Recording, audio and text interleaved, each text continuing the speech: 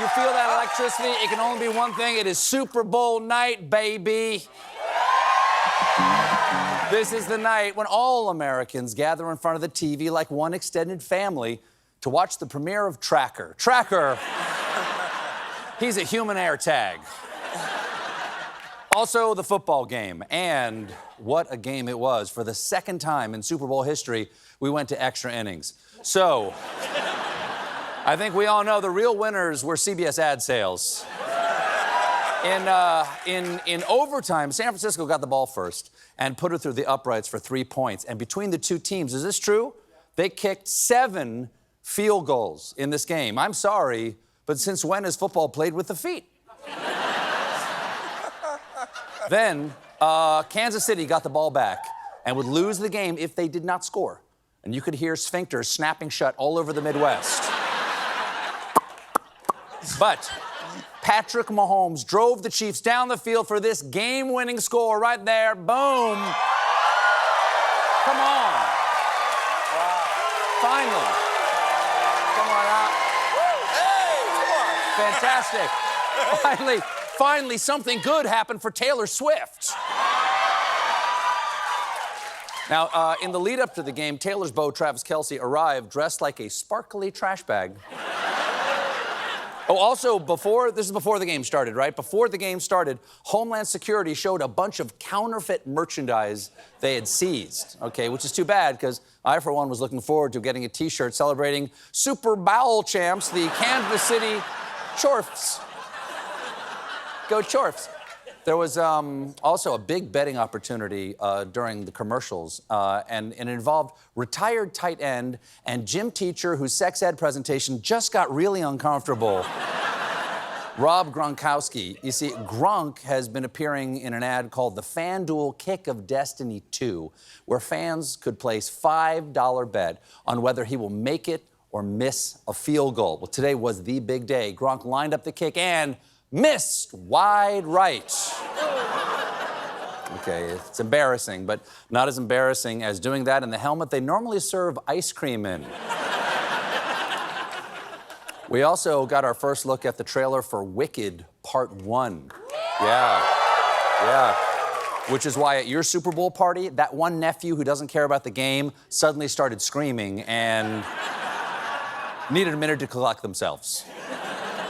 First half did not have a lot of action. It was almost an hour into the game before we got our first glimpse of Taylor celebrating a long completion by Kansas City. But then the Chiefs immediately fumbled, and Travis Kelce was seen yelling in frustration at Coach Andy Reid. I'm a pretty good lip reader, Jimmy. Put that back up. I think he was saying, "You're embarrassing me in front of my girlfriend. Jeez Louise." Say Jeez Louise. Did I get that right? Jeez Louise. Yeah.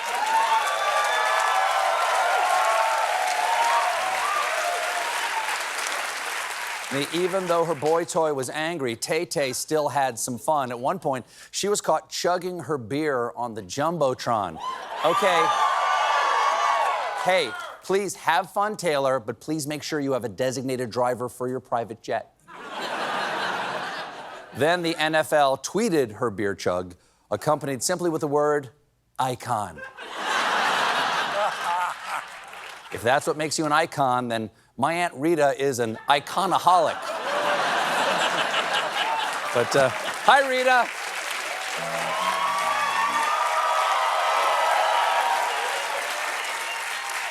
There were, as usual, there were a lot of great ads. Even Martin Scorsese directed an ad for Squarespace. Or Squareface.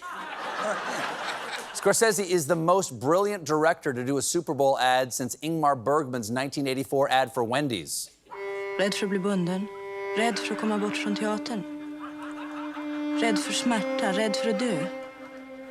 Rädd för kropp. Men hela tiden spelar det roll. Yeah, sure. Sure. Sven. There was also ads featuring the biggest celebrity of all, the Lord, who was featured in 2 spots from the He Gets Us campaign. And He Gets Us, I think, is so appropriate because we all remember that quote from the Sermon on the Mount, I'll get you if the last thing I do. Your little dog, too, I think he says at one point. Language app Duolingo bucked the celebrity trend with this just 5-second ad.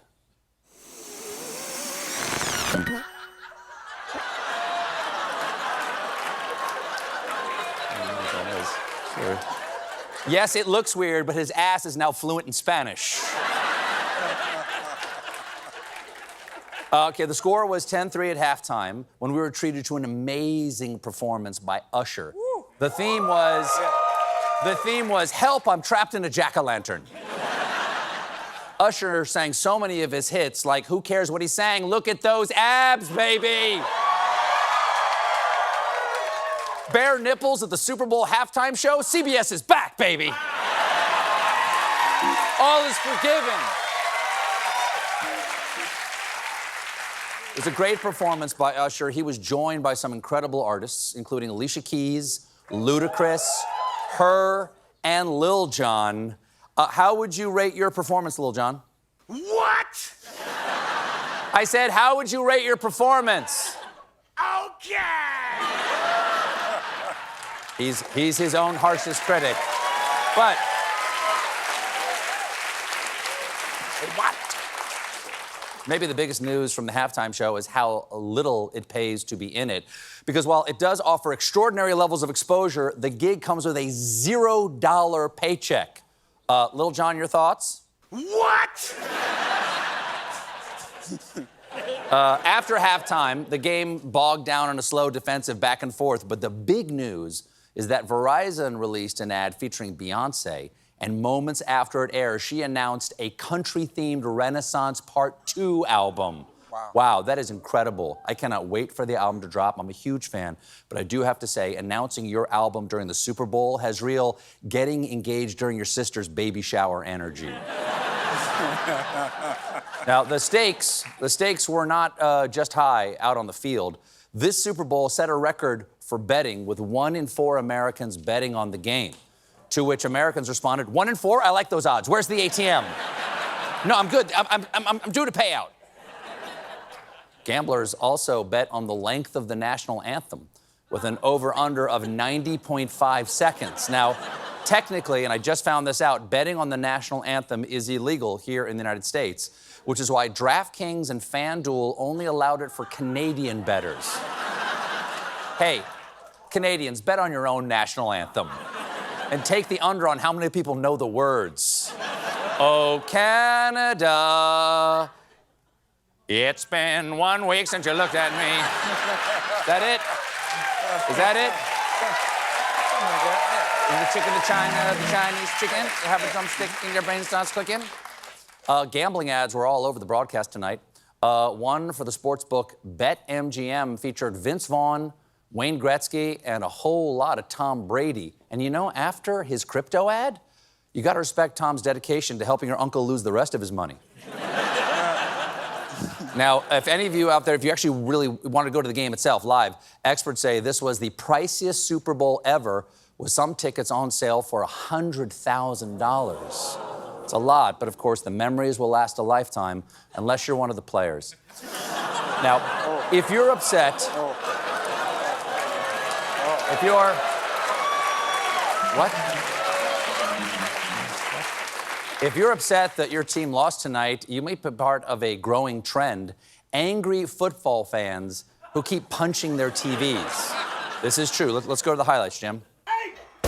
Oh, my God!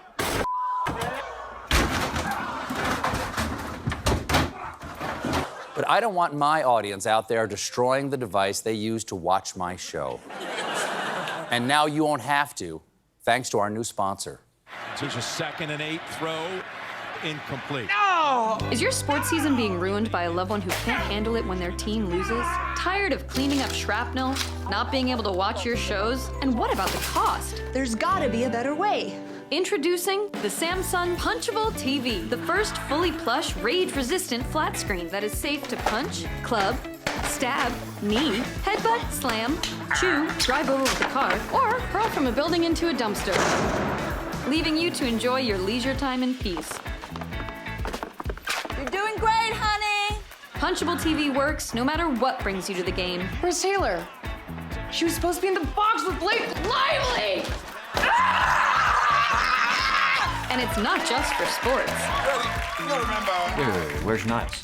It's not a real reboot without Niles! Plus, Punchable TV saves you from having to address the root cause of your aggression. I wish I had more male friends. The Samsung Punchable TV, because you have no male friends. I didn't say that. Shut up! The Samsung Punchable TV. Get yours before the 2024 election. Early exit polling results. We got a great show for you tonight. My guests are John Krasinski and Ryan Gosling. But when we come back, we might have a visit from my old friend Jon Stewart. Stick around.